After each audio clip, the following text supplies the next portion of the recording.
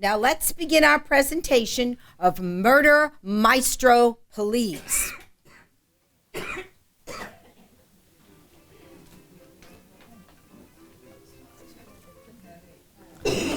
This program is brought to you by Stickies, the exciting new breakfast cereal that doesn't just stick to your ribs, it will stick to almost anything. Your butt, your leg, your car, your kids. And M, the delightful new candy from M&M, for folks who can only afford half the bag. And speaking about being half in the bag, forget London, Paris, Rome. Come to the new exciting international travel destination everybody's talking about. Scenic Lutz. Spend a couple of enchanting weeks, it's guaranteed to feel like a month. This is KILR Radio. Bum, bum, bum. Hello! Welcome to the musical murder mystery. I'm Lotta Books, head librarian of the Eastlake Community Library. For all our listeners, I have some devastating news. Tonight's guest, the world-renowned jazz singer Duchess Ellington, has been found unresponsive in her dressing room. It seems we've had an accidental murder at our very own radio station, KILR.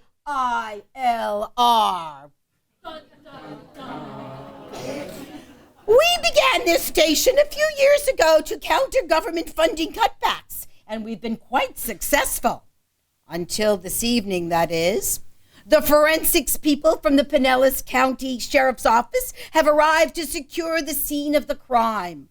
While we're waiting for the detective to question the suspects, we will have the stars and staff of KILR Radio introduce themselves to you. We'll begin with the co-host on the radio show, Listen Up, Miss Opera Windbag. Hello, I'm Opera Windbag. I'm the star and co-host of the radio music show, Listen Up. I grew up in radio, singing jingles for companies like Perfectly Harmless Cigarettes. The Perfectly Harmless. I won my audition at station KILR by singing my rendition of Bessie Smith's famous Nobody Wants You When You're Down and Out for Rudy Valley, oh what a man, on American Idol. My varied experiences include the title role of announcer in the Beautylocks portable hairdryer commercial and the voiceover for chorus girl number 44 in the animated Phantom of the Opera. Dr. Bill, co-host of our radio talk show. Dr. Bill here. I am actually the star co-host of the library's radio music program, Listen Up. Now, I know the question on most of your minds is, where did I get this incredibly artificial sounding voice? I studied at the Evelyn Wood School of Broadcasting, which is not affiliated with the Evelyn Wood School of Really Fast Reading. Now I can talk like this without the aid of a megaphone or a helium balloon. Although my voice may sound artificial, it's the only thing fake about me, unless you count this artificial tan, this artificial limb, and my donations to the Artificial Insemination Bank. Thank you. Maybelline Lip Gloss, our makeup artist. Hi, y'all. I'm Maybelline Lip Gloss, the makeup artist at Radio K. Whatever. Surprisingly, most people don't realize how important it is to look your best on radio. That's why I do the makeup for all of our stars here. It helps them get into character and gives them a reason to go on living productive lives. When I'm not doing their makeup, I get to be the Foley artist, which means I have to make a lot of noises on purpose. Like, heavy footsteps, creaking doors, and embarrassing bodily functions.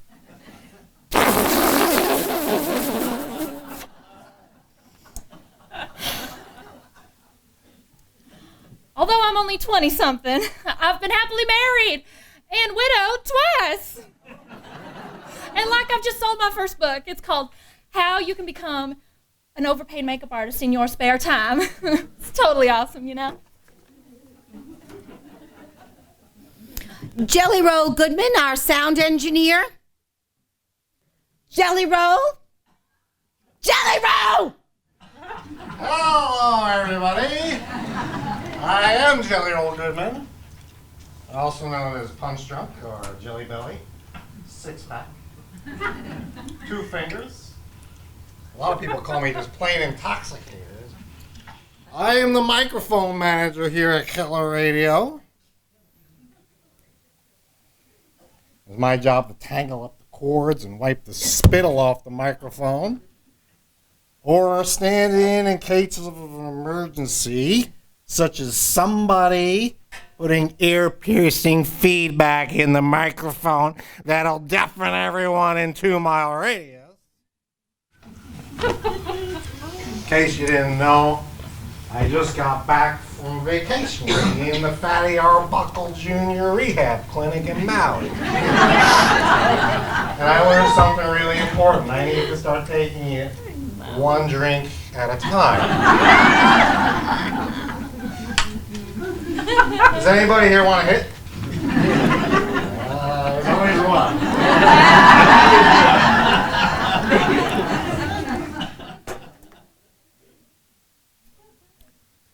Clarinet Fitzgerald, our producer of the talk show.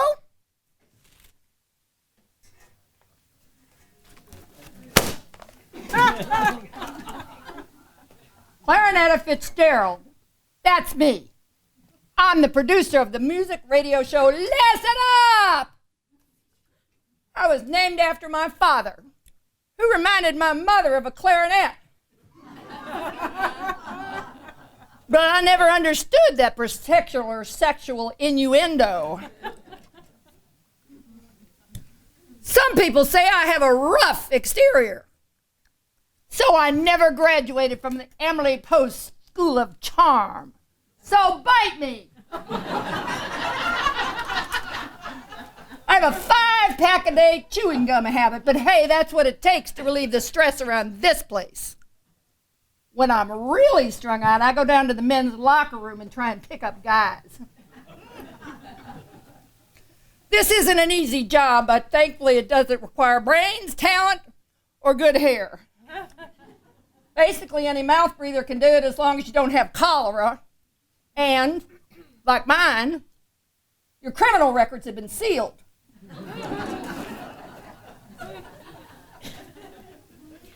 Gopher Clueless, our all-around assistant.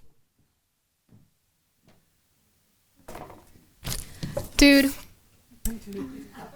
I'm Gopher Clueless, the part-time assistant to everyone around here, and the lowest form of life at radio KILR. I got my big break in radio when I did my before and acne ad. I was a permanent before. But when the producers figured out the ad wouldn't work well on radio, well, I was fired. I finally got this demeaning slave labor job, waiting hand and foot on the also-called big shots around here. When I should really be behind the microphone singing sick field show tunes. This job hardly gives me any time to practice my saxophone. But someday, I'm going to make the big times. Then you'll see. Here, dude. Lena Savoy, our songwriter and scriptwriter.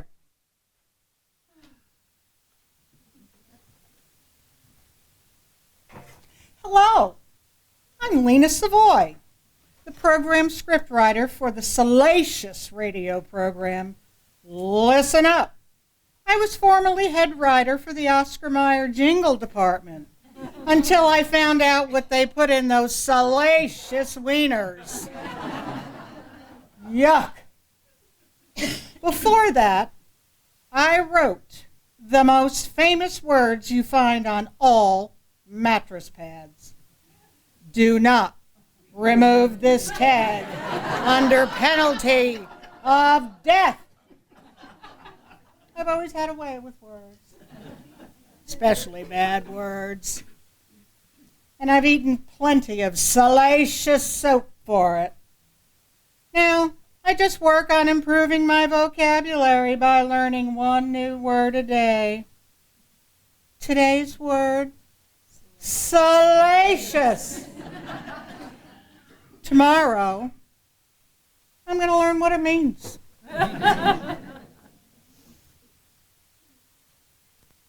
Lon Janey, our radio show director.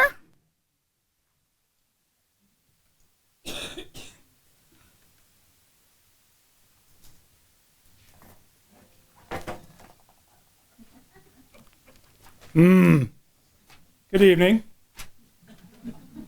I'm Lon Janey, the director of the radio show, music show, Listen Up. Please excuse my face. I was hideously disfigured at birth when my mother diapered the wrong end of me. Not funny, people. I'm somewhat of a recluse, preferring to spend my spare time training my parakeet to sing opera tunes. Unfortunately, all she can sing is the blues and the theme song to Ain't Misbehavin'. I'm looking forward to directing our special guest tonight, Duchess Ellington. She's a famous jazz singer, best known for vocal rendition, Maple Leaf Rag. Enjoy. All right. Can I have everybody's attention, please? I'm Ace Gumshoe with the Pinellas County Sheriff's Department's inmate shop. Now, my boss asked me if I'd like to either take care of this murder investigation or handle a traffic jam on US 19. It was a no-brainer. Well, it appears as if someone has been murdered.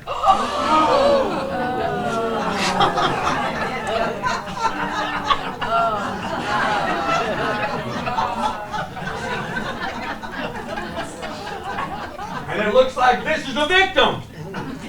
Lying here on the third red carpet, looking at the ominous signs of death. Now, my forensic people have sealed off the building, and we're going to have the staff at this radio station act out what happened based on my notes. Now, it appears the victim, one Duchess Ellington, famous jazz singer, cosmetically preserved at the eternal age of 29, was apparently world renowned. So was her phone number. Her bodaciously endowed body was found, at 7:01, just moments before she was appearing on the local radio talk show, Listen Up. Now, my notes indicate that the 39-year-old, hideously disfigured director, Lon Janey, Lon Janey, was the first to find the rapidly decaying corpse sprawled on the astroturf next to the tacky dressing table. Lon Janey, the good side of his face aglow, apparently ignored the do not disturb sign, opened the dressing room door to announce his favorite words, "Showtime!"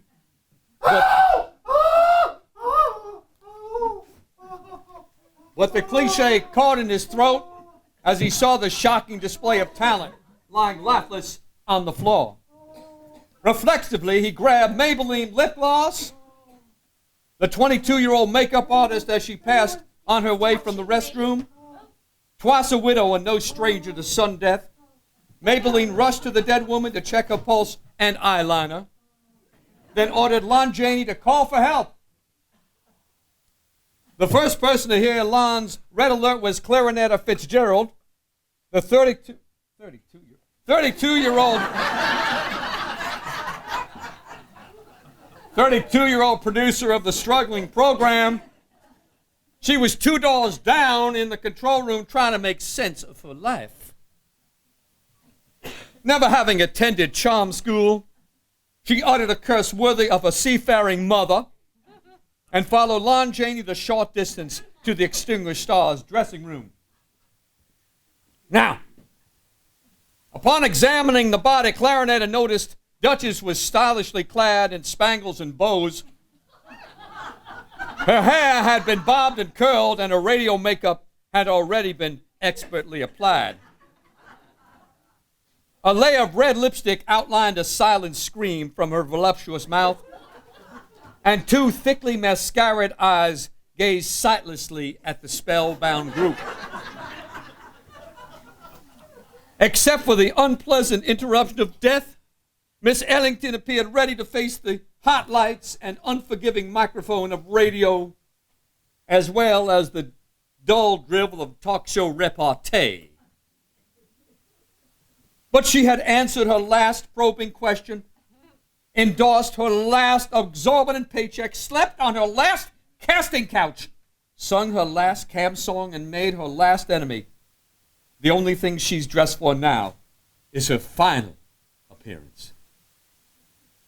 Lon Chaney, Maybelline, and Clarinetta could find no immediately cause of death. However, when I arrived, I noticed a great many details that had been overlooked. For example, Miss Ellington had made an apparent grab for the wastebasket as she dropped to the dated carpet. A ringless hand was still curled around one side of the wastebasket, which is what you can now see is overturned. Now, at first glance, the contents revealed little in the way of clues. A couple of discarded tissues, a small piece of a necklace, a crumbled photograph, a rating sheet, and a pair of broken glasses. Her purse is on the dressing table next to the usual clutter of cheap cosmetics, cover-up makeup, crimson lipstick, thick mascara, and more tissues. Only two of the chocolate truffles, one half-eaten and one untouched, seemed to be out of place among the weapons of beauty.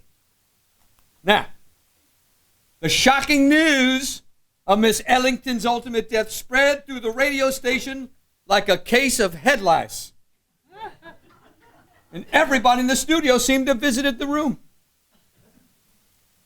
Opera windbag 40-ish swooned next to the gaudy dressing table when she saw the deceased and gazed helplessly at what had been the first guest star of the day.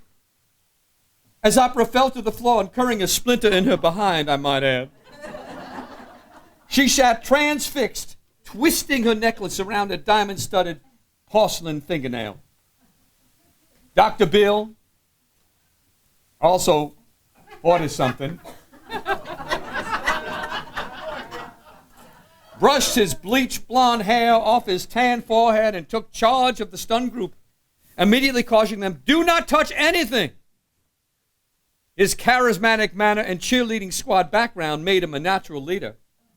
As he squirted breath spray in his mouth, he ordered the young Gopher Clueless to call the police. Gopher grabbed the tissue from the dressing table and blew his runny nose before responding. That cost him a stinging glare from Doc, so he quickly stuffed the dirty tissue back into the singer's tissue box and reached for the nearby phone. However, he tripped over Opera's outstretched leg in the process of taking the 2 steps required to reach the phone. While Doc continued to give more orders, Lena Savoy, script and songwriter, entered the picture. She made a few notes in her notebook, possibly looking to turn this sudden tragedy into a radio drama for the Lifetime channel. Then she messed up a couple of clues. Then Jelly Roll Goodman, Jelly Roll, the sound engineer, whatever he does, arrived and took a few precarious steps toward the body. He stumbled to the floor. He stumbled to the floor. Next, Opera, enough toxic breath escaping from his mouth to put another hole in the ozone. A stream of tears only worsened the chronic double vision. Feeling nauseated and needing some fresh air, Opera tried to push herself up from the floor, but weakened from the shock, collapsed back down. Hitting her head on the edge of the dressing table, she whacked the ornate table in retaliation, causing a small bottle to roll out from under it. Upper picked up the small vial, then screamed, dropped it to the floor. Doc, the arch in one eyebrow, jumped to its apex, calmly picked up the bottle and read the contents. Rough on rats. Contents, 90% cyanide, 10% American cheese. If accidentally swallowed by anyone other than a rat, act quickly. Poison is lethal within minutes. Examine victim for signs of cyanosis, flushed face, bitter almond odor, hemorrhoids, or death. MLD is 0.05 grams. That's when he figured out it was rat poisoning. Dun, dun, dun. Everybody freeze. Now, when I examined the body, I found there was indeed blue coloring at her fingertips that wasn't a trendy shade of nail polish. Her cheeks were rosy, and it wasn't all blusher. And although she wasn't breathing, there was a hint of almond mixed with her devilishly strong mints coming from her mouth. In addition, there were two more unusual marks on her body. She had a thin 4-inch line of discolorization at the back of her neck, and one of her fingers had been scraped at the knuckle. There was, however, no blood anywhere. Now, we can conclude that Duchess Ellington, the popular jazz singer, died of poisoning at the climax of her celestial career. And someone here is the murderer. Dun, dun, dun. Dun, dun. Thank you all for that overwrought reenactment. Now, I need to ask a few more questions. Let's begin with you, Alpha.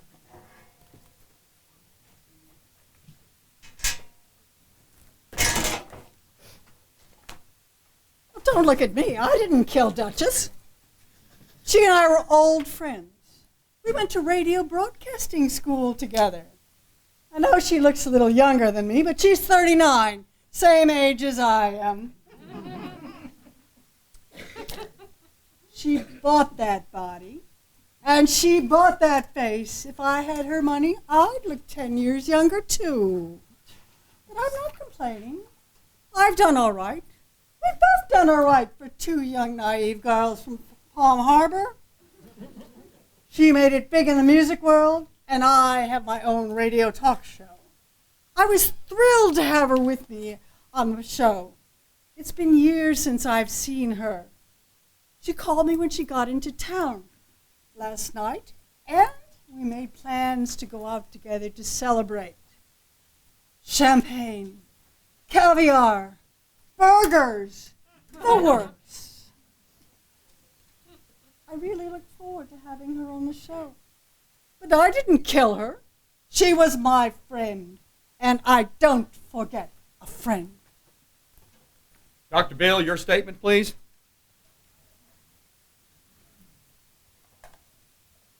Well, I didn't kill her either.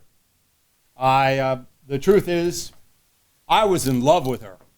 Okay, so maybe we haven't known each other for very long, but it was love at first sight for me.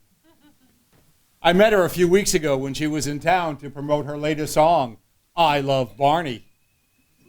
We started talking, and one thing led to another, but she had to fly back to Podunk Falls. We kept in touch. I was going to ask her to marry me after tonight's show, after I took care of a few complications. But murder wasn't one of them. I would have never harmed her. I wanted to spend the rest of my life with her. Imagine me, Dr. Bill, married to the most beautiful and talented singer in the world. And now she's gone forever. Oh, no. Maybelline lip gloss, your statement, please.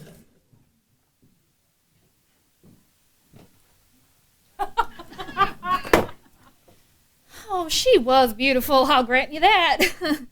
And I think I know something about the subject, since it's my profession, making up that perfect face. As like painting a Monet. I cannot believe she's your age, Opera.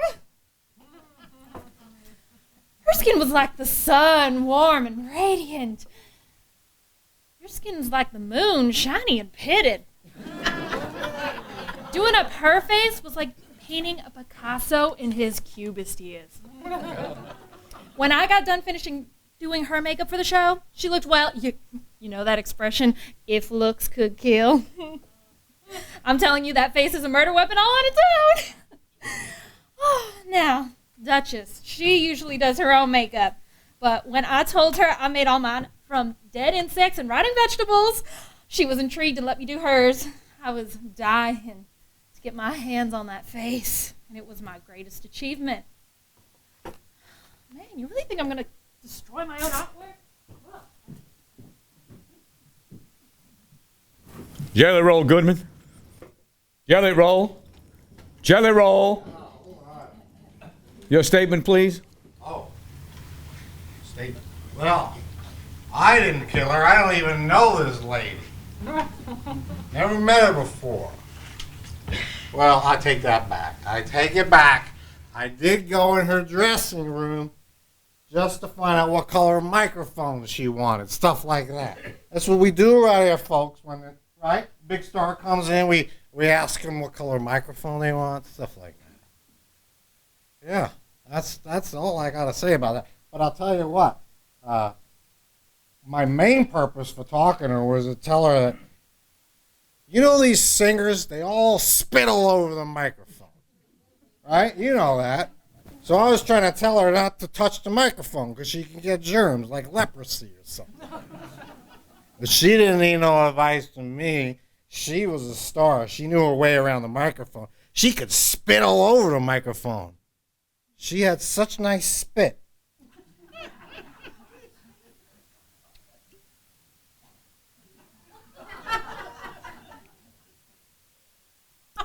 Where was I? Oh, well, I don't know who could have done such a terrible thing to such a nice young lady like her. This, Inspector Sherlock, is a tragedy. You can sit down now. Okay. I resemble that. Clarinetta Fitzgerald, your statement, please.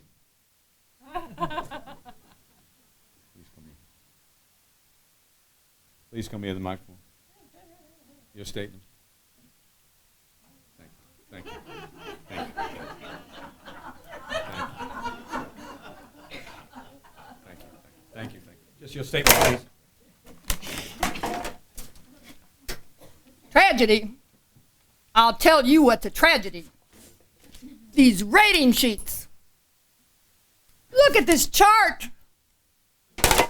Radio music shows are a dime a dozen these days, particularly when you got two loser hosts like Opera and Doc.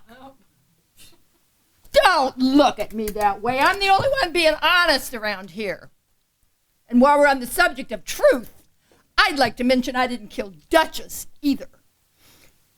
Heck, I needed her to be on the radio show to help with the ratings. She was our ticket to a little flicker in the radio Nielsen's. Things worked out today. We were going to have her come back on a regular basis and do uplifting little jingles for erectile dysfunction commercials. Then we could have helped her plug that tell-all book she just published. I Slept with Valentino. Well, who hasn't? Then maybe we could have won a big radio award like for loudest sound. But that's all over now. Oh, I'd like to get my hands on the creep that did this to me. Her. Thank you very much. Please sit down.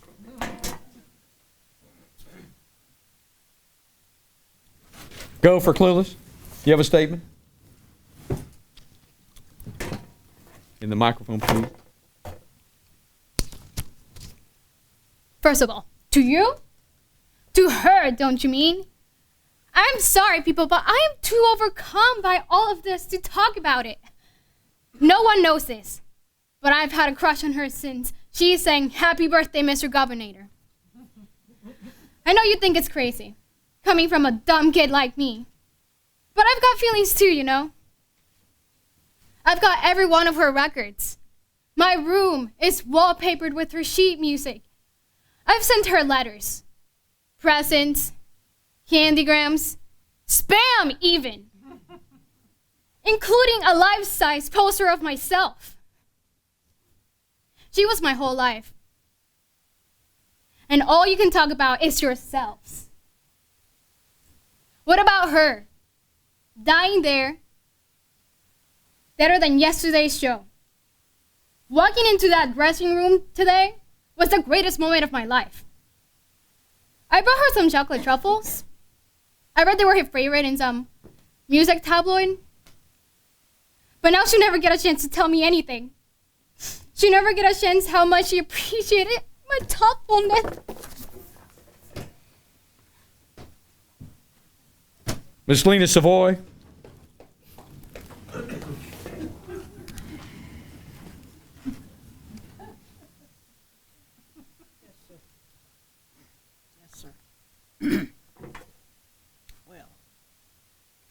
Well, I didn't kill her either, if that's what you're implying, Mr. Detective.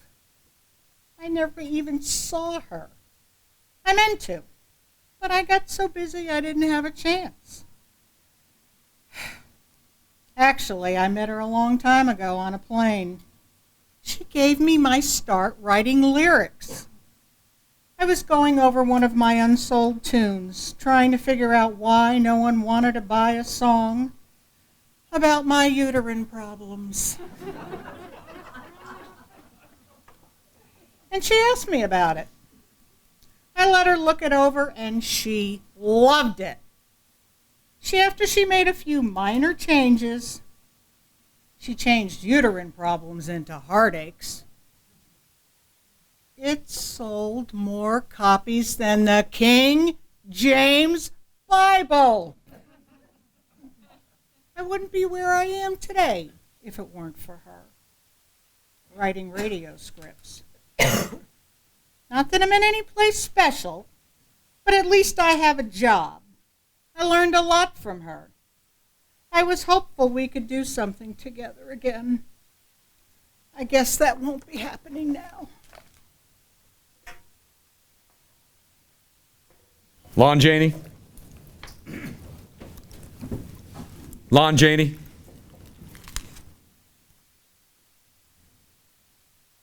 I certainly didn't have any reason to kill her. I was looking forward to directing her on my show. She's a wonderful, gifted singer. Sort of like Bessie Smith with a touch of Sophie Tucker. This would have been the most exciting thing to happen to me in my whole career. Who knows, maybe it would have led to another opportunity. Jobs aren't easy to come by with a face like this, you know. I was hopeful she might be able to find a spot for me in one of her musical shows, like Charlie Chaplin sings Al Jolson. That's all I've got. We were talking about this when I visited her in her dressing room. She said she'd get back to me on it. No, well, I don't know about all you innocent people, but I'm going to put my glasses on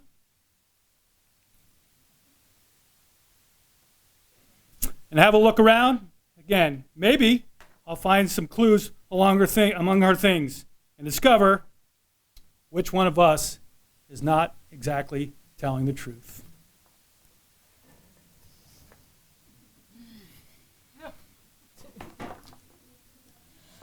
Why don't we take a short break?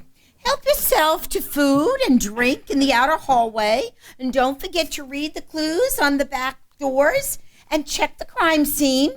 However, please show some respect for the deceased, unlike some people. And don't touch her still warm body. The radio staff members will be around, especially when there's free food and drink. So don't hesitate to question them. Then perhaps we can solve this heinous crime. Please enjoy yourselves. Lights, please. Okay. I've been examining the scene of the crime in some detail, and I found this piece of the necklace. Would you like to explain this, Opera? Just because a little piece of my necklace was found in her room doesn't mean that I killed her. I might have given her a little bruise on the back of her neck when I ripped it off. But I didn't send her to that big microphone in the sky. It was my necklace she had around her scrawny little neck, and when I confronted her, she denied it.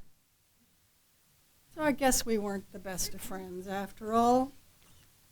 When we first got into this business, she got the recording studio and I got the editing room. Well, I'll tell you, I can sing too. Nobody recognizes that fact. I keep telling you. Listen to this. It had to be you. It had to be you. I wandered around until I found that somebody who could make me feel true, could make me feel blue, and even be glad just to be sad thinking of you. I can sing as well or better than her. She got all her auditions flat on her back, if you get my meaning. If it weren't for her, I'd be the big radio star, and she'd be the chatterbox on this stupid radio show. And if it's not enough to steal my career, she also stole my husband. Oh, shocked, are you? Well, I've been secretly married to Doc for the last 2 years. Dun, dun, dun! Where do you think Duchess got my genuine faux emerald necklace? Doc gave it to her. Doc, darling, why don't you tell them? Did you kill her because she found out that...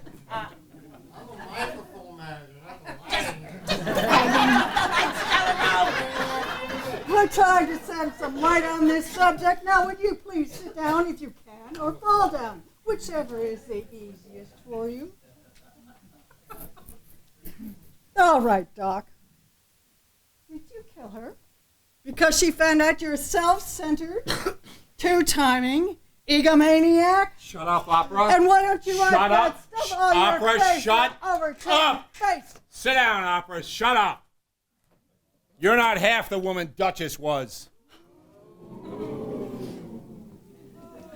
Well, it was going to have to come out sooner or later anyway. Yes, Opera and I are secretly married. We felt it would be better to keep it quiet, but the marriage wasn't working. Opera's jealousy was killing it. When I saw Duchess, I planned to get a divorce and marry her. But when I saw her this time, she changed. She laughed at me when I popped the question. She told me I didn't have a big enough bank account. She pulled out the letters I'd written her and threatened to publish them in her 4th autobiography. That would have made me the laughing stock of radio. So I snuck into her room while she was in the bathroom, found the letters in her suitcase, and stuffed them into my pocket. I thought I had them all. When I counted them, one was missing. She maybe hid it in her purse. Who knows? I was a fool. But I didn't kill her. I wanted to marry her. And besides, Opera isn't the only one that's insanely jealous of Duchess. Isn't that right, Maybelline?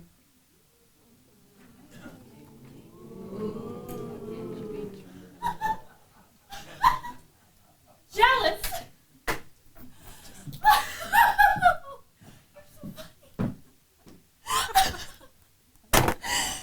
Jealous? You were just another notch on my blow dryer, you double-crossing rat. So Mr. Playboy gets the proverbial shaft. Nobody knows what a double life this guy's been living, or should I? Up until now, that is. Duchess isn't the only one he's been two-timing with, or should I say three-timing. Yeah, Lover Boy and I, we've been seeing each other for about a year now. Haven't we, Doc? And now he wants to dump me for this plastic surgeon's nightmare? They were playing kissy face when I came in to do her makeup. Well, nobody dumps me. I do the dumping around here. But if I decided to kill off all my competition, there'd be a stack of bodies in the morgue higher than the ceiling. I'm the one who should be mourning Duchess's death, not defending myself as a subject. If you ask me, Dr. Bill got what he deserved. I just wish she were here so I could congratulate her on her wise decision to drop Mr. Megalomaniac on his tight little fanny. No, I didn't kill her. I just wish it had been him lying dead there instead. You don't mean that, Maybelline. Absolutely not. No, she don't mean that, folks. She's upset. We're all upset. In fact, I'm the most upset. You want to know why? Why? I'll tell you. See, Duchess was my daughter. Dun, dun, dun. You knew that already, right? It's true. Trust me. I'm being honest here. You see, her mother, she left us a long time ago and took Duchess with her.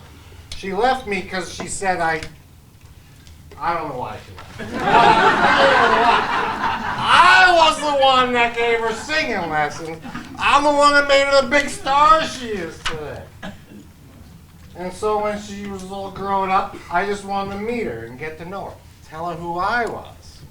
But her mom poisoned her against me. She didn't believe a word I said. She didn't believe I was her daddy. So you know what I did? You know, she said she had a father, the stepfather. So I showed her this picture of her and I when she was a little girl. She crumbled it up and threw it in the trash like it was a dead rat. She didn't believe anything I said. I didn't want much from her at all. Just a couple of hours of her time. You know, a couple of bucks to tide me over. You know, I got some debts and times have been tough. Don't look at me like that.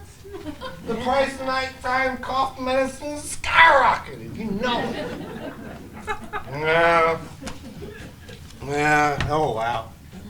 You'd have thought that someone with all of her millions would give some money to the guy that had the guts to sleep with her mother. Now, she was a selfish little girl, and she didn't want nothing to do with a rat like me.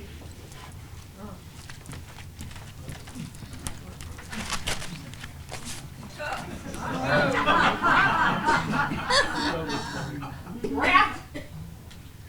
Rat? I'll tell you who's a rat.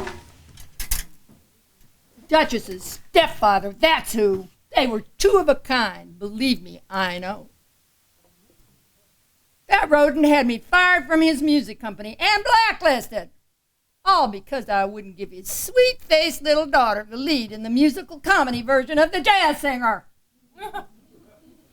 And because of that, this 2-bit radio show is the only job I can get. It's difficult enough being a woman producer in a man's world, but blacklisted! For 10 long years, I couldn't get any job in show business, not even as an usher at Ruth Eckerd Hall. Those two, I hated them. All this time, I thought it was her stepdad's idea to fire me. So I went to see her. None of you would have known if you hadn't found my copy of that stupid rating sheet on her dressing room floor. I went in right after you left, Jello Mold. I wanted to tell her how her stepfather had ruined my career. But she told me she was the one who told him to fire me, all because I wouldn't let her sing Tut Tut Tootsie in falsetto. She deserved what she got. But I didn't do it. I'm in enough trouble as it is with the ratings. Ratings? How could you talk about ratings at a time like this? Isn't anyone else upset she's dead? Those truffles cost me a week's salary, and you don't see me complaining. She hardly even touched them. I guess she was on a diet? Maybe she didn't really like truffles. Those tabloids are always making stuff up. Maybe she didn't like any of my presents either. Love stinks. I thought she would be different, more mature than those stupid high school girls who only care about if you know the words to "Yes, sir, that's my baby." But she laughed at me. I can still hear her stupid cackling in my ears. Well, she won't be laughing now. Lying there like a huge dead rat. Hey, don't look at me.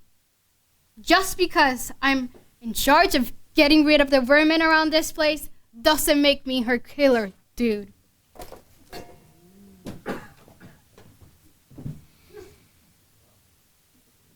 I'm so excited. This murder would make a great radio play. I think I'll write it up and sell it to the Fleischmann's Yeast Hour. Bet that would get a rise out of all of them. Then I could get enough money to quit this lousy job. So I wasn't the only one who hated her. And I wasn't the only one who lied about visiting her room.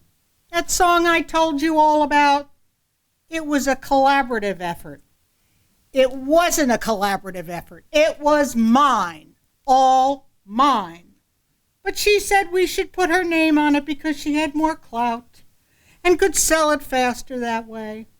She said after it was a hit, she'd tell everybody it was really mine. Well, it was a hit all right, but there weren't any payments, for me at least. When I asked her for the money, she told me to stop bothering her, or she'd tell the police I was blackmailing her. That's about how I felt about her. She was threatening to have me sent to prison. Me, Lena Savoy. Caught like a rat in a trap. I went in to ask her once more about the money, but she was already dead when I got there. You know, I did see the jewelry box lying on the dresser. And I figured she owed me what was ever inside as a kind of royalty. So I helped myself. Yes, I took the ring too. Had a little trouble getting it off of that fat, swollen finger. But hey, she owed me. We all needed money. That's no reason to kill someone. Sit down. I could use some myself. and you'd think she'd give it to her identical twin brother. Dun, dun, dun. What's the matter? Don't you think we look alike? Not funny. This side of my face looks just like hers, don't you think? When my mother took off and left me with my dad, that was just the beginning of my lousy, rat-infested childhood. But I pulled myself together and got into the music business. Trouble was, with a face like this, no one would hire me, except my dad. Jelly roll.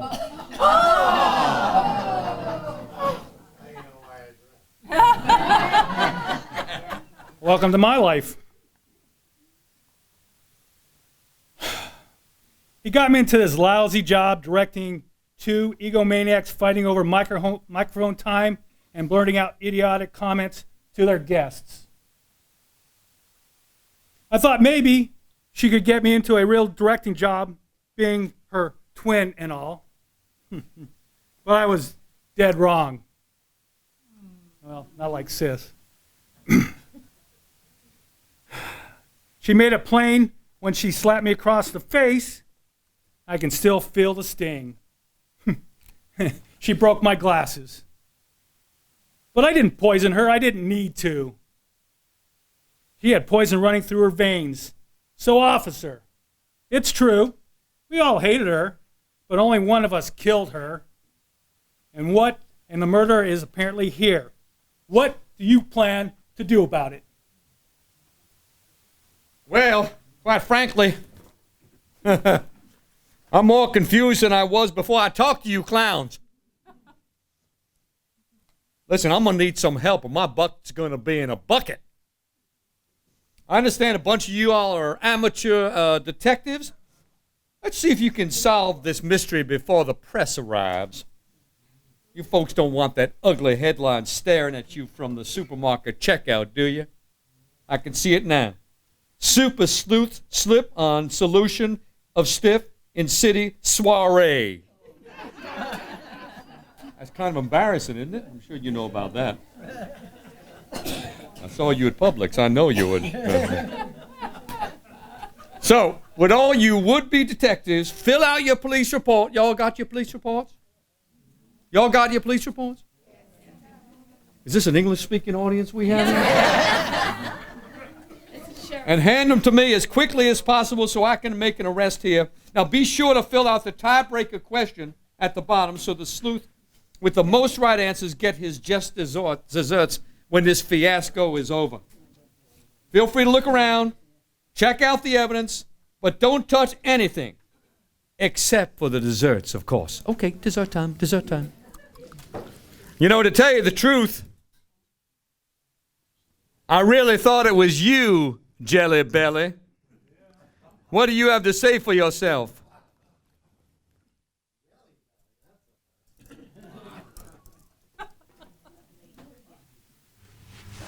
You really think it was me? What is this, the Keystone Cops? Inspector Sherlock Holmes over here says it's me. You thought, who thought it was me? All right. Trying to trip me here. You gotta be kidding me. You think I'd kill my own daughter because she wouldn't give me money? Yeah. I used to see that, but I didn't do it. Because you know why? That poison bottle, I can't even see what this is. You think I can read the bottle to tell how potent it was? Get out of here, Mr. Inspector. Wasn't me. Dr. Bill? Well, I'm not the guilty one. I wouldn't have killed Duchess because there was one more love letter to be found.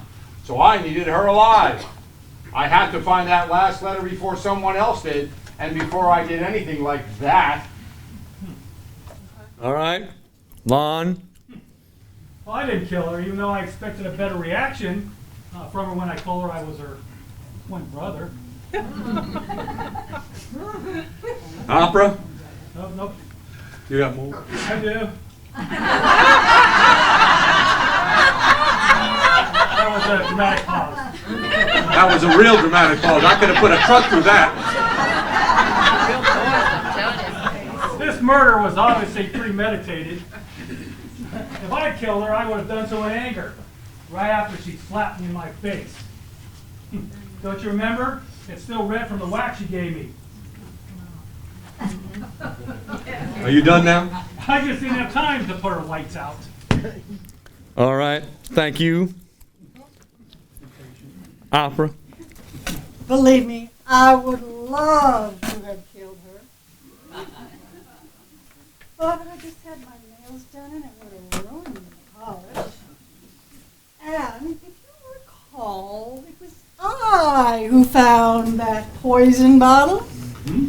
If I had been the guilty one, I would have made sure that poison bottle stayed beneath the table, and then I could have silenced her last note in peace. All right. Clarinetta?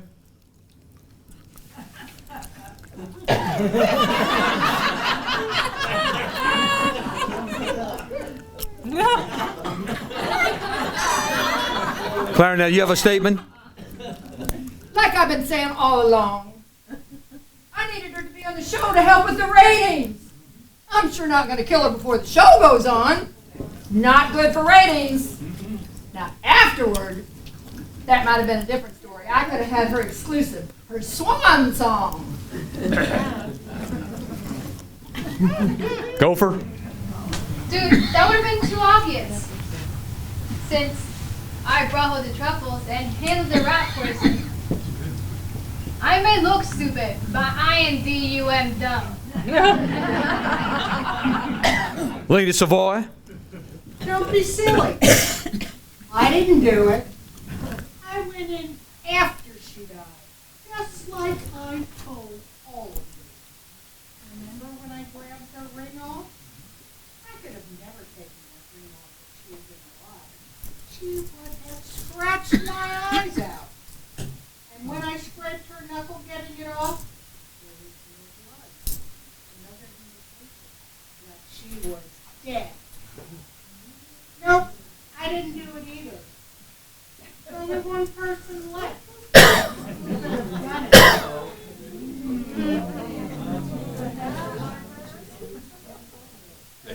Yeah, whatever. All right, I did it. Dun, dun, dun. Shut up! Oh, my God, so sue me. First of all, the poison wasn't in the truffles. It was in the lipstick I made especially for her after I walked in on her and Doc kissing. Ooh. Shut up! So, after I did most of her makeup, I told her I needed to get another lipstick to match her purple outfit. I went to my room, mixed up some purple lip gloss with some cyanide. It's in every room. Then gave her the lipstick. But I didn't actually put it on her because I didn't want to be near her when she croaked. So I told her I was in a hurry and she'd have to do it herself. I hid in the ladies' room until I saw Lon come to call Duchess for the show. I came out as he opened the door, and we both saw her lying on the floor. I followed him inside, then told him to call for help. And while he did that and went to go get Clarinetta, I covered my tracks. I grabbed a tissue from the dressing table, wiped off the poison-laced purple lipstick. I knew we'd never notice the color. He's a man. Then I grabbed the red lipstick from the table and smeared it on her lips so she wouldn't look half made up. I saw some rat poison that Gopher had left in the corner and tossed it under the dressing table as a decoy. Then I took a bite of the truffles. Oh my God, Gopher, where'd you get those truffles? Walmart?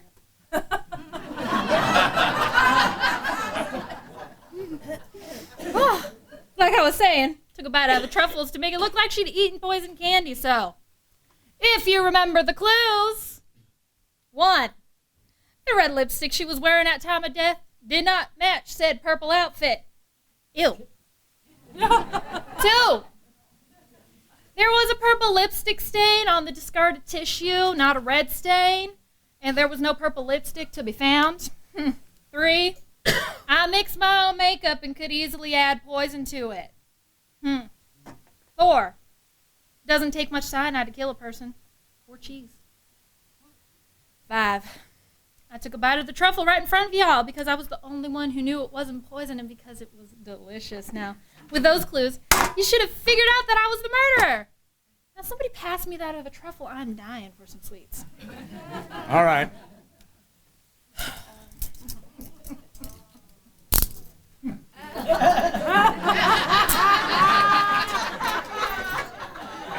Come this way, please. Down, Clarinetta.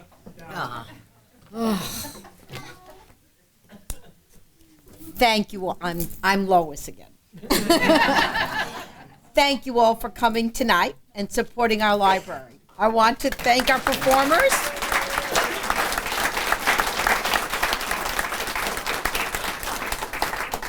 Who volunteered their time and talents to entertain you. As you can gather, no one gave up their day jobs for this. However, I want to personally thank each of the actors and actresses. Please show your appreciation for our suspects. Deanna Bennett as Opera Winbag.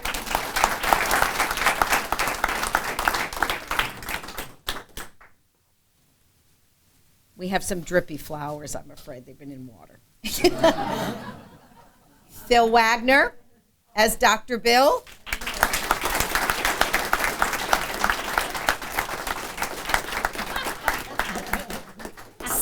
Sarah Lilpop as Maybelline Lip Gloss. Dan Wendell as Jelly Roll Goodman. His flowers have been soaking in vodka. Claudia Thomas as Clarinetta Fitzgerald.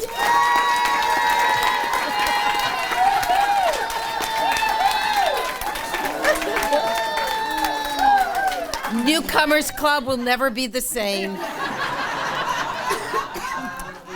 Valerie Rosello as Gopher Clueless.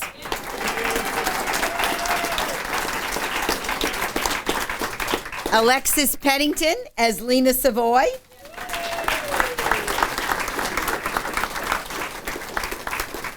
George Bessler as Lon Janey.